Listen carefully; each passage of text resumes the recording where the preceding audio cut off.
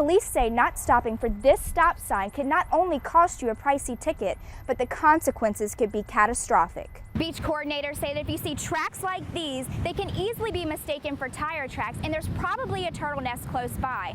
They also say that if you see a turtle at night, please keep your distance, don't shine light, and being quiet is key. As I learned today, parking at ILM can be very hard to find. As you can see, they placed cones near the edge of the parking lot so visitors can park temporarily in their short-term parking lots. With these new Carolina Beach parking regulations, this truck right here, as you can see, is outside of the designated parking area. He even has a little extra length with this ladder that could be a safety violation. Residents in the community say the best part is they can walk out their doors, pick up fresh vegetables, and go right back inside.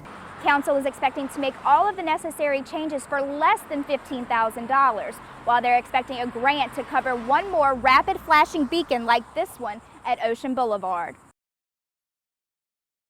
It's that time again, time for back-to-school shopping, but filling up a shopping cart isn't cheap.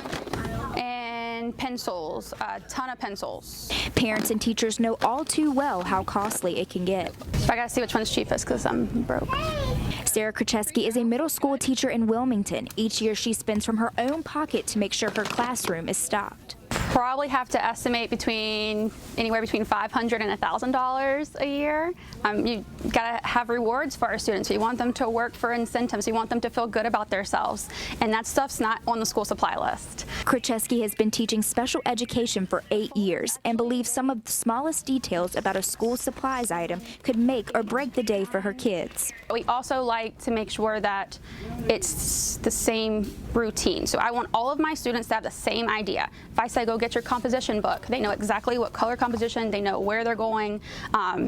If they're my first block, they're red. If they're my second block, they're blue, and they know this. Krzyzewski says the key to back-to-school shopping and not breaking the bank is finding all the right deals. I'm pretty sure that the 5 for $1 is cheaper than the other kind we got. She says she will continue to always shop for items to set her kids up for success. You know, if something happened over the summer and this student's struggling, it's fun to go and just have fresh stuff and new stuff and be able to provide for my students. Oh, positivity journal. But just one trip alone is about $100. See, I told you, between $75 and $100. She says to know she makes a small impact is why she does it. I want these students to know that I believe in them and that, you know, no matter what background they come from or whatever, they are still my students and they are loved and they are provided for everything that I can do, I'm going to do. Starting the year off right, one notebook and pencil at a time. In Wilmington, Ann Taylor, Spectrum News. Yeah, home sweet home for now. Herman Dukes has been living in a tent in his front yard ever since Hurricane Florence destroyed his home 1 year ago. He says what Florence left him with still has him lost for words. Just lost, you know, thinking that before the storm, you know, you thought you were living halfway right, and you think, you know, you were stable, you know, a part of society. Then all of a sudden, you felt isolated. That isolation, he says, only fueled his faith in God and humanity. When does it end? You know, you're looking for that light at the end of the tunnel, but you know there is light in the end of the tunnel. You know, had it not been for my faith in God and believing, and then having strong supporters, you know, around me, you know, I couldn't have made it. One of those strong supporters being the Cape Fear Volunteer Center. They have been there for Dukes every step of the way. We came out the next day and we just started pulling walls down, pulling ceilings down. We took out just about anything and everything that was attached to the inside guts of the house. This is the kitchen. This is where it went down, the good food and all that good stuff. Pridgeon says even though it has been a slow process, they are still trusting the process. We want to leave him better off than he was before the storm. So it's, you know, it always comes down to money. The repairs to his home are estimated at around $7,300. As of now, they have only raised half the funds. As soon as that is completed, then they can get actual foundation professionals out here to fix that, and then once they do, we'll come in with volunteer groups and start rebuilding it. Hopefully things can get better, you know, but you know, until then, this is home. Reminding us all there are those still struggling. In Wilmington, Ann Taylor, Spectrum News. For Nick Malpass, being a firefighter was always in his future. My mom and dad did it in Alabama when I was younger, and he loved it and they loved it, so they said it'd be a good job opportunity and good career to go into. Something all 3 of his parents' children took to heart. My mom and dad's in it, my 2 brothers and my sister. My sister's full-time at Sunset, and my dad is full-time at Supply, and then the rest of us volunteer there at Supply. He's come to realize there's not many people his age making firefighting their career. Some people don't like all the physical activity, dragging all the hose and doing all the training for it, and there's 26 classes for it, 27 classes. That's why North Carolina's Fire Marshal Mike Causey is going around the state to work with departments on recruitment. One of the biggest helps is getting the schools involved. We've seen elementary school students get involved with programs to teach them about fire safety and fire departments, and then some of the high schools have junior firefighter programs. Causey encourages fire departments to start getting future firefighters interested at an early age, and it all starts with fire safety at school.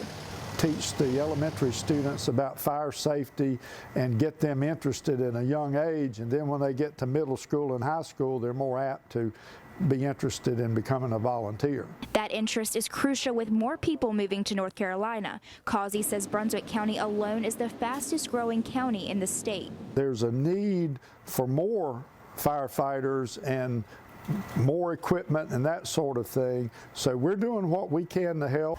As for Nick Malpass, there's nothing else he'd rather be doing. It's hard work, but it's always fun. In Brunswick County, Ann Taylor, Spectrum News. This sign saying ferry not operating that's at both the Fort Fisher Ferry Terminal and the Southport Ferry Terminal is causing a great deal of inconvenience for ferry workers and those that frequently use it. Honestly, I was upset by it. Kim Glass lives in Carolina Beach and uses the ferry every day to commute to her job in Southport. When she heard the news it was shut down, she says it was devastating.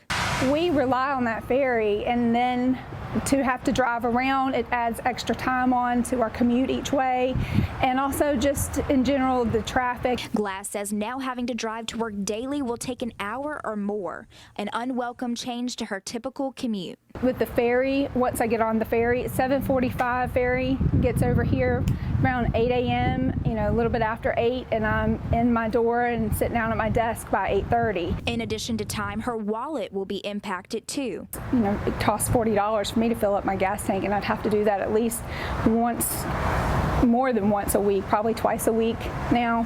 So that adds up. Southport City Manager Bruce Oakley expects that the ferry being shut down to also impact the local economy, particularly tourism. Probably the vacation capital of North Carolina. People from both Brunswick County beaches and New Hanover County beaches come in on a daily basis to come eat in our restaurants, visit our shops, see our sites, and this will definitely cut into it, especially with Labor Day coming up. Oakley assures the drive may be an inconvenience, but your experience here won't be disappointing. And we'd encourage people in the New Hanover beaches and Pleasure Island beaches that it maybe take you a little longer, but it's well worth the drive to come see Southport and see what we have to offer. Ferry officials say they are working diligently on the repairs, but don't expect for the ferry to be back up and running until October. In Southport, Ann Taylor, Spectrum News. We're about to get some big waves, y'all. Words Tim Hunter never thought he would be able to say. He has cerebral palsy, which means he can't move from his waist down. It's a hard struggle, but I have family to get through it and my friends, and I lift weights and stuff like that. Tim says he remembers watching people surf thinking how bad he wanted to have his moment on the water. Now with the Life Rolls On Foundation, he's getting that chance. It's amazing when the waves hit you and when you go fast. It's amazing because, regular people, they can surf on their legs. We got surf on our stomach, and, we got handles to hold on to, and I'm pretty fast, but I don't like to brag about it. 18 years ago, Jesse Belair was in an accident and became a quadriplegic. It inspired him to found the Life Rolls On Foundation, but he never dreamt what it would become. Our first event had like 10 athletes and 50 volunteers, and now we do 12 events around the country. Each of them have close to 100 athletes, 300 to 400 volunteers. So they're growing. People are stoked. Belair says when he sees the athletes' reactions, it brings him back to his life-changing moment. I know that it brings so much independence and freedom to these people that lost it. And so it just reminds me of those times back in the day when I first got injured, and it changed my life so much that that's why I started Life Rolls On. As their motto goes, they will surf again, and today they did. I say go big or go home. In Carolina Beach, Ann Taylor, Spectrum News. I was at Snows Cut Bridge this morning at 9 a.m. when they not only opened it to residents, but to the public without a checkpoint, and people were already passing over, eager to get back home. Carolina Beach was under mandatory evacuation because it's a barrier island. Crews were out assessing damages early this morning, trying to figure out when to reopen the beach community. One concern going into Dorian was beach erosion. Town Council member Leanne Pierce says Carolina Beach is lucky. So being a beach town, that's always our number one concern is our beach and how they're holding up. Our dune system held up well. Our beach renourishment project we just had last year was awesome, and we've got some preliminary reports from our staff that we did not have beach erosion. As you can see, it's already a beautiful day out here on Carolina Beach. There are tons of people out here surfing, walking their dogs, riding their bikes, and just enjoying the beautiful, peaceful water, the nice breeze we have going on. Town officials say the beach is open, the town is open to come enjoy this weekend. It's supposed to be beautiful. In Carolina Beach, Ann Taylor, Spectrum News.